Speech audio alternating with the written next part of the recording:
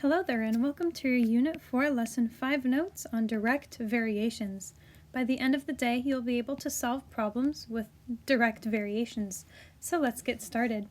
When you have a direct variation like this, you have a graph that looks like this. The value of y, we say, depends directly on the corresponding value of x. That is, for every x you have, that's going to directly influence the y you have. So all you have to do is plug in your x, multiply it by something, and you'll get your y. So as x increases, the value of y also increases. And as x decreases, the value of y also decreases. So when x equals 0, then y equals 0. This is major. Therefore, we say the line passes through the origin. The origin is the center of all things. It's this point right here where the x-axis and the y-axis intersect. That's the origin right there. It's like your 0 of everything. See, we have this graph here. Y equals 5x. Excuse me, anything of that function, anything of that form, y equals something times x, we call that a direct variation. A direct variation is anything in the form y equals any number k times x. So hey, there you go. A direct variation is a linear, again, linear means line. A direct variation is any linear function that can be written in the form y equals k times x. Here, where we have k, we call k the constant, k for constant, I'm just kidding, constant of variation. It tells you how much it's changing. Since the value of y depends on the value of x, y depends on what x is, y is called the dependent variable. And then x is called the independent variable. This is because we just assume that x is going, that x is kind of constant like this, and then just kind of as x goes. Guess I didn't even have to do that with the highlighter. But as x gets bigger and changes, then y is going to change as well. And then a direct variation will always pass through the origin, which is the center point right there. Okay. So just by looking at the graph, you can tell whether or not something is a direct variation. So this guy right here, does he pass through the origin? No, he does not. So this is not a direct variation because he does not go through the origin. And the reason he doesn't go through the origin is because you see this minus 3/2 right here. It's moving it down to 3/2. So, excuse me, it's not a direct variation. This guy, on the other hand, is a direct variation because he passes through the origin.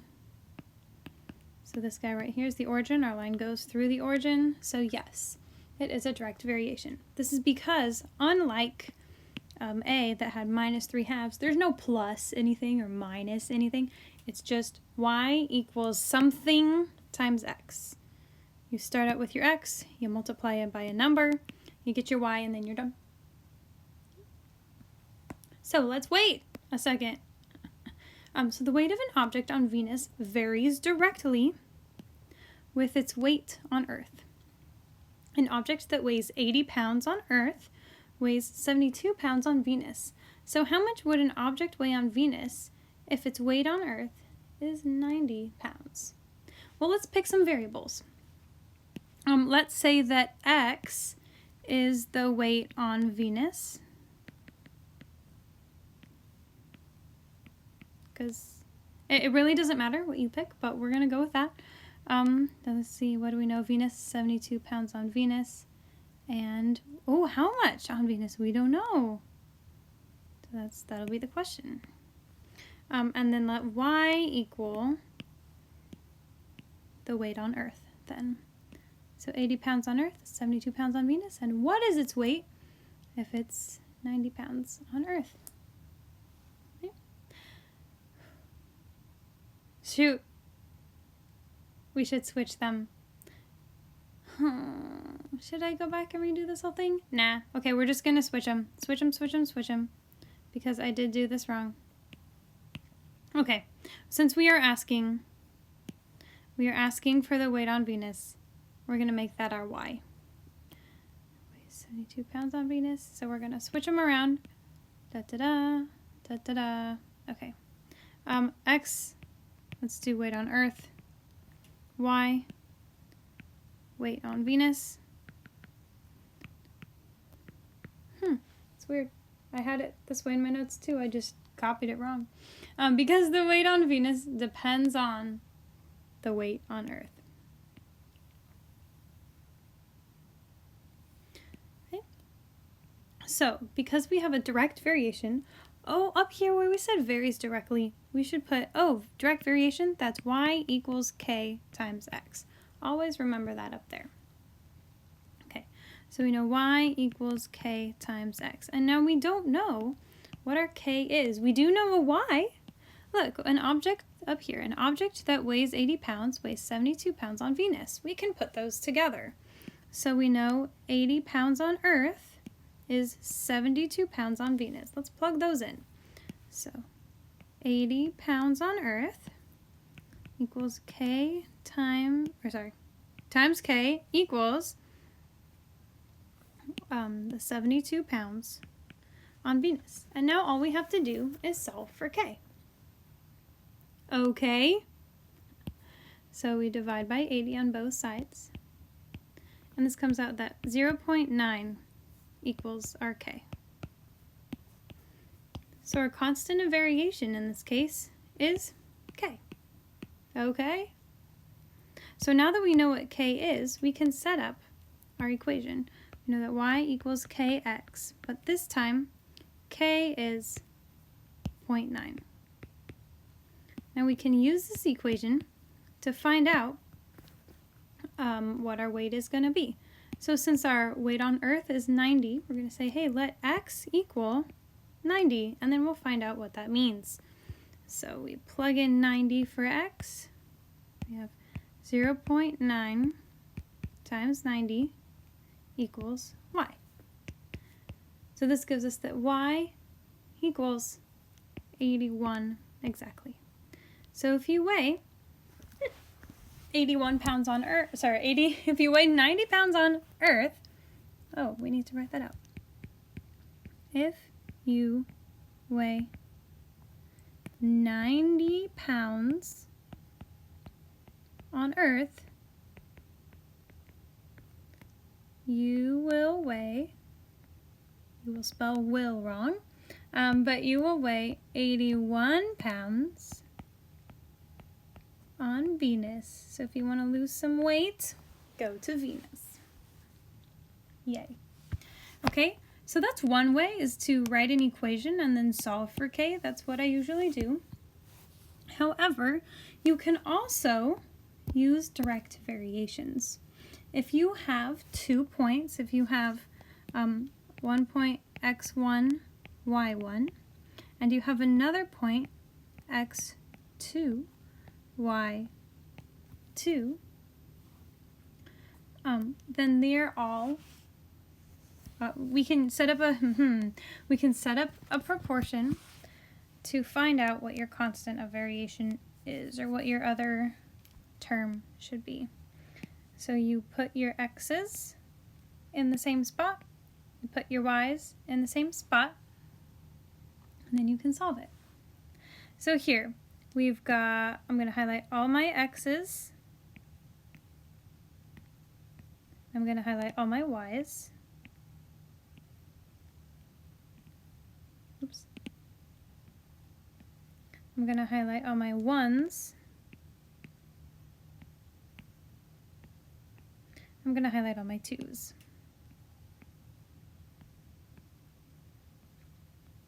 And notice that the teams always align. Here, we have our X teams on top and our Y teams on bottom. All of our X's are on top, all of our Y's are on bottom.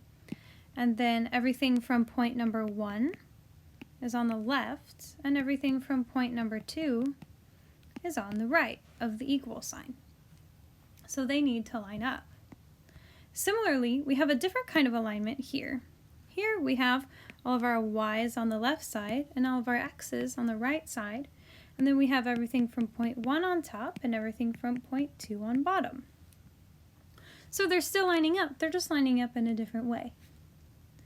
And still, we have all of our Y's on top, all of our X's on bottom, and everything from point 1 on the left and everything from point 2 on the right. So they're still lining up, they're just lining up in different ways.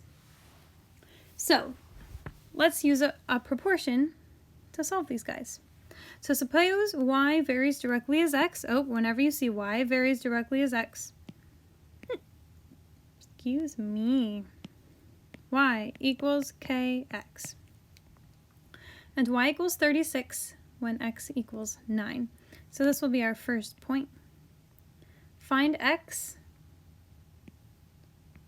when y is 48. So we want to line up, I like to line up x's over y's always, and then put point 1 and point 2. So let's let this be our first point. So when x is 9, y is 36. And here we don't know what x is, but we know that y is 48. So let's just call it x for now. And let's plug them in. So we've got two x values, 9, and an x that we're going to find. We have two y values, 36 and 48. So here we take our first point, and we have x is 9 over y is 36, and that's equal to, here x is x, and y is 48. Now we have our proportion, and we can solve it. So setting up the proportion is the hardest part. Step 1 is set up your proportion. And now that we have our proportion, step 2 is solve it. As with any proportion, we go ahead and find our cross products. So that gives us that 9 times 48 equals 36 times x. 9 times 48 is 432 equals 36x, and then we'll divide both sides by 36 to give us, oh, exactly 12. How fun is that? So 12 is our new x. So what that tells us is that if we have a direct variation, and y is 9, or sorry, x is 9 and y is 36, then in our new point, we have 12, 48, because we found our new x, it's 12, we plug that in, we get our new point, 12, 48. Yay! So if I were to ask you, well, what's k? Write the equation. We would need to know, okay, well, didn't we do one like that already? We did, okay. We would want to know y equals kx, and we need to figure out, to get to y, what are we going to multiply x by to find our y? So we can plug that in real quick. We say, all right, so 12 we said was x, and 48 we said was k. So that means 48 equals k times 12, and that's 4. We can check that by plugging it back into our original. Oh no, come back. Okay, our original equation over here, if we said, hey, y equals 4x, is it true that 36 equals 4 times 9? Yes, it is. So that works over there. There you go. There's some little extra fun knowledge for you. Okay, last problem. If there are 12 inches in 1 foot, how many inches are in 4.5 feet? Well, we can solve this with a proportion. Consider this like our first point, And here, our second point, where we have for each point, inches, comma, feet. So inches is going to be our domain. It's going to be like our x values this time. And feet are going to be like our y values. It's our range. So we have 12 inches in 1 foot and x inches in 4.5 feet. Now we can set up a proportion with our x's on top and our y's on bottom. So we have 12 over 1 equals x over 4.5. Find cross products. We get 12 times 4.5 is 54. Equals 1 times x is x. Woohoo! Ta-da! Isn't that so fun? So good. Hey, that's it, you guys. So, to find direct variations, to use direct variation, remember, that's y equals kx. Plug in what you know, whether you know x or y. Plug in what you know to get what you don't know. And then remember to line up your proportions so that everyone is on the same team. Then after that, have a fantastic time on your homework.